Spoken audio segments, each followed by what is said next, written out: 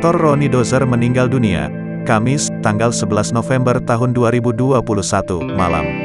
Aktor Tora Sudiro terlihat mengunggah foto kenangannya bersama Roni Dozer di akun media sosialnya, Kamis malam. Di foto tersebut Roni Dozer dan Tora Sudiro terlihat sedang berada di dalam mobil mini.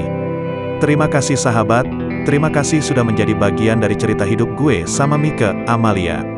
RIP Roni Dozer," tulis Tora Sudiro. Pengamat film Yan Wijaya membenarkan kabar duka meninggal Roni Dozer.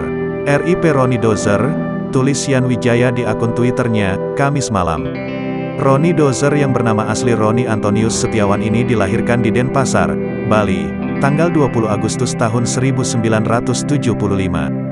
Bersama Tora Sudiro hingga Mike Amalia, Roni Dozer pernah tampil bersama di sitkom Extravaganza tayangan Trans TV. Roni Dozer juga pernah bermain film Jelangkung, 2001, dan 11 film lainnya, serta 12 judul sinetron ikut dibintanginya.